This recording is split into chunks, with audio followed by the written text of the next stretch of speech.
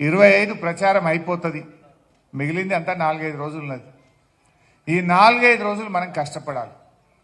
మీ voter list మీకు వచ్చింది. ఏ ఊర్లో ఎన్ని ఓట్లు ఉన్నాయి మీకు ఇచ్చిండ్రు. మీరు మీ ఊర్లో ఉండే ఓట్లల్లా ఒక్క ఓటర్నే ఎక్కువ తెచ్చే బాధ్యత మీది.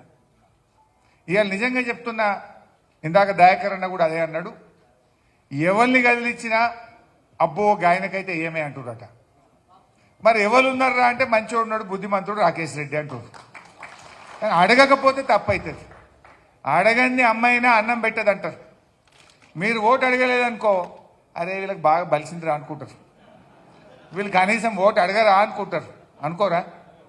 అందువల్ల మీరు దయచేసి మా కార్యకర్తలతోని నేను మీ అందరికీ కోరేది, రేపటి నుంచి రోజుకు ఒక్కసారన్న పోయి కలిసి మా రాకేష్ రెడ్డికి, మా బీఆర్ఎస్ పార్టీకి ఓటేయమని అడగడం మీ అందరి బాధ్యత.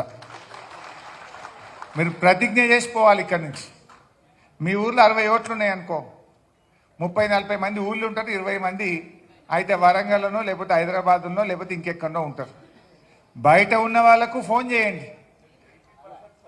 వాళ్ళ బంధువులు ఎవరన్నా ఉంటే, ఇంట్లో భార్యో బిడ్డో తండ్రో ఉంటే తండ్రితో కొడుకు ఫోన్ చేయించండి.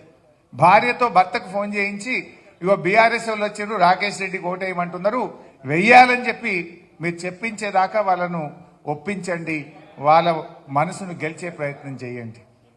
ఈ 4 రోజులు మాత్రం తప్పకుండా ప్రతి ఓటర్ను మీరు కలవాలని కార్యకర్తలు నేను కోరుతా ఉన్నా. ఇది నిజంగా అన్ని నియోజకవర్గాల కంటే వర్ధన్నపేటకు ఇంకా చాలా చాలా ముఖ్యం. మనకు ఒక ఎమ్మెల్యే జాగలో ఒక ఎమ్మెల్సీ వస్తే మీ అందరికీ ఆసరైతాడు, మీ అందరికీ అండగా నిలబడ్డాడు రాకేష్ రెడ్డి గారు. అందులో మీరు గట్టిగా పట్టుబట్టాలి.